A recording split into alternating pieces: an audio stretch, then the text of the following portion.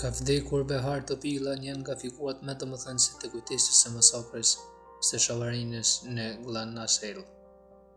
Topilla ishte i vetmi që kishte shpëtuar masakrës të 1 majit 1999, në të cilën u vrojnë mbi 40 civil shqiptar. Historia e tij u bë e njohur në mbar botën përmes gazetës amerikane The Salt Lake Tribune, e cila në atë kohë botoi artikullin me titullin "Sole Survivor", i mbijetuar i vetëm. Ai kishte mbetur i plagosur dhe i fshehur nën trupat e viktimave, derisa arriti të shpëtonte.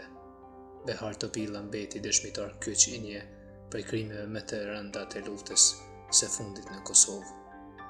Zemra e tij ishte pjesë e dëshmisë së gjallë për masakrën e Shavarinës, një histori që ai e mbajti në shpirt deri në fund të jetës së tij.